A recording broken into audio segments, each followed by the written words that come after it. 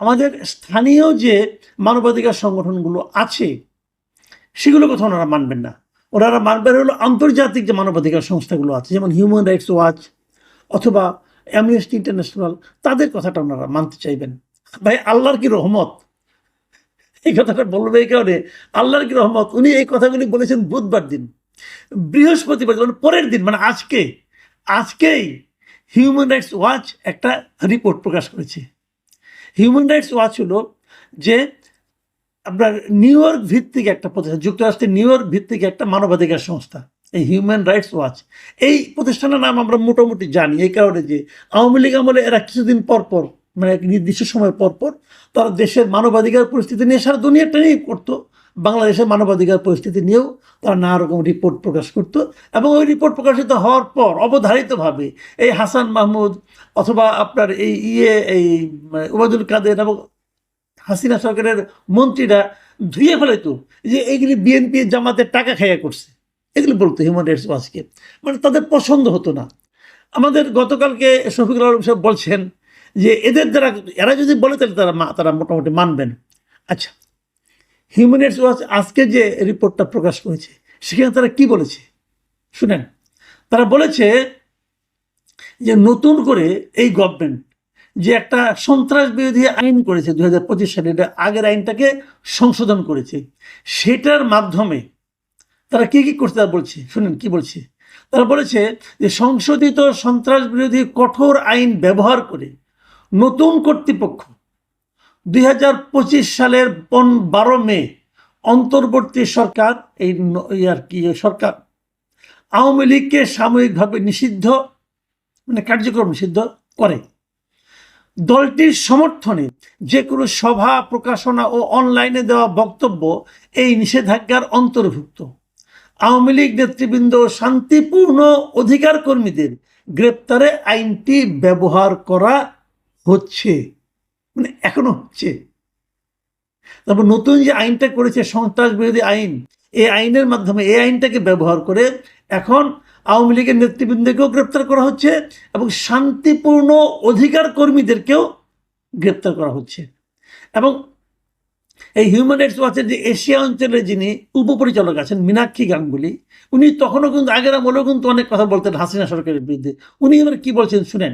উনি বলেছেন যে রাজনৈতিক প্রতিপক্ষকে কারাগারে পুরে দেওয়া হোক কিংবা শান্তিপূর্ণ মত প্রকাশে বাধা দেওয়া হোক, অন্তর্বর্তী সরকারের এমন কোনো পক্ষপাতমূলক আচরণ করা উচিত নয় যা শেখ হাসিনার সরকারের সময় বাংলাদেশের মানুষের সঙ্গে করা হয়েছে।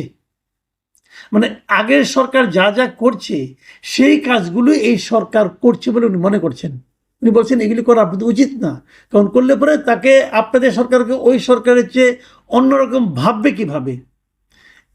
হিউম্যান রাইটস ওয়াচে যে বিজ্ঞপ্তিটা দেওয়া হয়েছে সেখানে আরও বলা হয়েছে যে অন্তর্বর্তী সরকারের অধীনে হাজারো মানুষকে গ্রেপ্তার করা হয়েছে, যাদের অনেকের বিরুদ্ধেই শুধু সন্দেহের ভিত্তিতে হত্যার অভিযোগ আনা হয়েছে।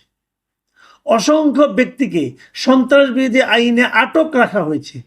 আটক ব্যক্তিদের মধ্যে বেশ কয়েকজন অভিযোগ করেছেন চিকিৎসা সেবা থেকে বঞ্চিত করা সহ পুলিশ হেফাজতে তাদের সঙ্গে অনেক দুর্ব্যবহার করা হয়েছে।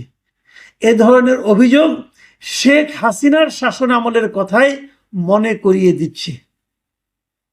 তার মানে হিউম্যান রাইটস ওয়াচের বিবেচনায় ডক্টর ইউনূসের সরকার আর আগের শেখ হাসিনার সরকারের মধ্যে তারা তেমন কোনো পার্থক্য পাচ্ছে না এই মানবাধিকার প্রসঙ্গে।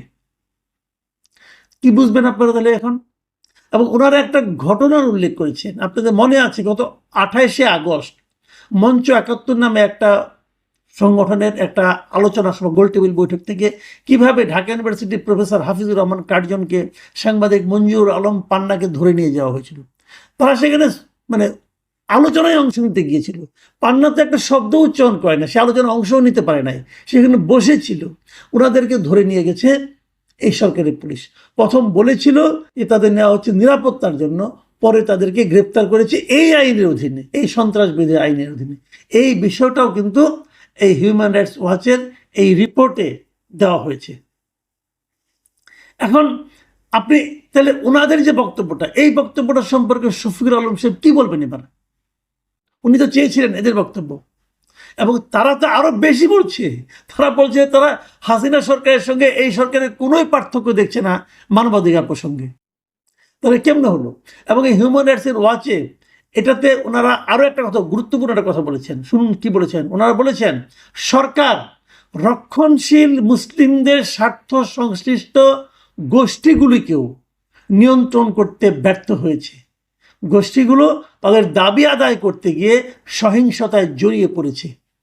মানে যে যে গ্রুপগুলো আছে যা নাকি রক্ষণশীল মুসলিমদের স্বার্থ সংশ্লিষ্ট, তাদেরকে সরকার নিয়ন্ত্রণ করতে পারেনি এবং তারা নানা ধরনের সন্ত্রাসী কর্মকাণ্ডে সহিংসতায় জড়িয়ে পড়ছে।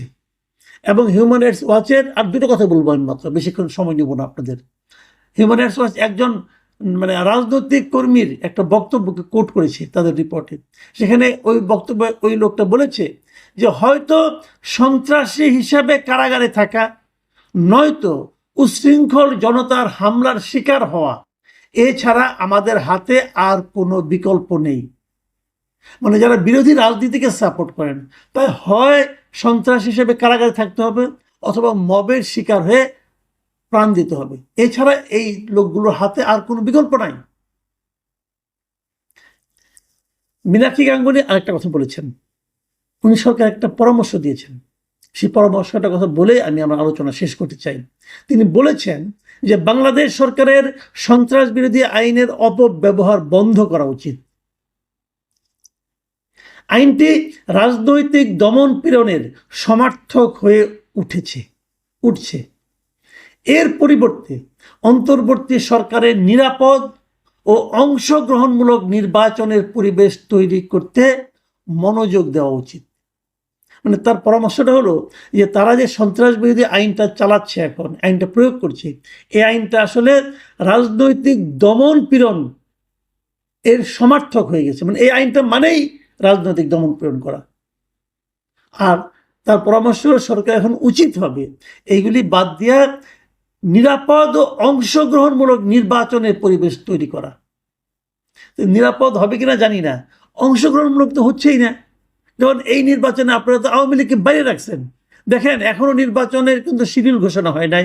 নির্বাচনে আওয়ামী লীগ অংশ নিতে পারবে কি পারবে না এটাও নিশ্চিত হয় নাই।